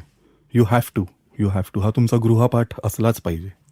So ठीक है, on that note, Sanket, why don't you start with one poem which you have written? पण माझी कविता की ज्यांची आज आणली आहे त्यांची कविता? तुझ्यावर आहे. तुझी सगळ्यात आवडती कविता किंवा तुझी कविता, कसं पण. यार कसं आहे माहिती आहे ना, तुझी सर्वात आवडती कविता हा, इज अ मी व्हेरी करेक्ट नाही ते परत इमॅजिनरी क्वेश्चन खरं करेक्ट तर. करेक्ट. हा, Rochelle. So I got my Haibun. Is that okay? Yes, All right. Perfectly all right. So this one, just as a preamble, it's titled Stillborn, and there's a haiku at the end. But the theme around this is on domestic violence. Okay, because I connected with the youth on domestic violence, and our domestic violence is still going on in the world, and it hasn't ended. Stillborn. His father's shadow rises every night with the silhouettes of knives, blades, sickles, belts, and whips, growing and looming over his mother's face. These rise into his dreams too, with Amar Chitrakatha, Super Commando Dhruva, Superman, Batman, Bone, The Dark Knight Returns, Sandman, X-Men, and Watchmen. They rise into his mother's screams in voice bubbles from Robo, Final Fantasy, Star Wars, and Avatar. There is always good versus evil. Evil loses in the end, its shadow diminishing. Someone always saves the damsel. The meek inherit the earth. Good things happen to good people. His father whips his mother so hard that the shadows in his dreams flicker like a TV set or candle wick. Some shadows do not diminish even after he opens his eyes. In fact, they spew from every crevice, spawning from the corners of his eyes. They merge with the original shadow of original sin. Why couldn't the superhero in him rise when he knew the names and dialogues, voices and actions of every superhero in every comic, animation movie, and sci-fi film? How many superheroes make one superhero? How many will it take to make him? Periwinkle sky, the unwanted butterfly after our breakup. Beautiful. वाह, क्या बात है, Beautiful. क्या बात है. Thank you. पूजा. एक गजल. हम्म. काम किया माजी पर हमने, खाली वक्त तमाम किया. वाह. काम किया माजी पर हमने, खाली वक्त तमाम किया. हिज्र की रातें रो रो काटी, वस्ल की शब आराम किया. उम्र की लंबी पगडंडी पर एक मुसाफिर तन्हा था. वाह. धूप की गठरी के साए में सफर किया, आराम किया. वाह. हम आहंग हुए सहरोशब, दूर उफक पर रंग खिले. हम आहंग हुए सहरोशब, दूर उफक पर रंग खिले. चांद ने अपनी चांदी को फिर तारों में इनाम किया. कुछ फूलों को रंग तेरा और कुछ को तेरी खुशबू दी. कुछ फूलों को रंग तेरा और कुछ को तेरी खुशबू दी. यूं तेरी सारी यादों को बागीचे के नाम किया. वाह. वाह. वाह. और एक कागज पर शब लिखा, फिर शब को काटा, सुबह किया. एक कागज पर शब लिखा, फिर शब को काटा, सुबह किया. बस यही एक काम किया और काम ये सुबह शाम किया. वाह. वाह. वाह. और आखिरी शेर है कि कैसे कैसे लोग मिले हैं इस दुनिया की बस्ती में. कैसे कैसे लोग मिले हैं इस दुनिया की बस्ती में. कुछ को काम में लाए हम और कुछ का हमने काम किया. वाह. कुछ वाह. को काम में लाए हम और कुछ का हमने काम काम किया. किया. वाह. Wow, wow. क्या बात आहे. वाह. शुक्रिया. संकेत. हे सगळेच आता मीटरमध्ये ऐकवताय, तर मी पण जरा मीटरमध्ये लिहिलंय, तेच वाचतो. ही कुठली दुनिया, हा तर नुसता बाजारच. ही कुठली दुनिया, हा तर नुसता बाजारच. हे प्रेमही कसले, हा तर नुसता आजारच. Wow. ही आर्त प्रार्थना की वरवरचे मूक साकडे. ही आर्त प्रार्थना की वरवरचे मूक साकडे. ब्रह्मांड हवा पण माणुसकीचे खिसे तोकडे. या जखमेवरती अध्यात्माचे औषध चोळून, या जखमेवरती अध्यात्माचे औषध चोळून का बरेच होईल ठेच लागल्या जागा टाळून. का इतके हळवे होतो पाहून आत इजांना. का इतके हळवे होतो पाहून आत इजांना. गोठून ठेवतो कडकडणाऱ्या गूढ विजांना. जो वरवर दिसतो नीट नेटका आणि हसरा. जो वरवर दिसतो नीट नेटका आणि हसरा. त्या चेहऱ्यामागे किती वेदना आणि कचरा. त्या जुजबी मैत्रीसाठी करतो जीव अनावर. त्या जुजबी मैत्रीसाठी करतो जीव अनावर. अन पैदा करतो अपूर्णतेचे असे जनावर. तो एक प्रहरही काफी आहे जगण्यासाठी. तो एक प्रहरही काफी आहे जगण्यासाठी. पण रात्र लागते सत्य हेच उमगण्यासाठी.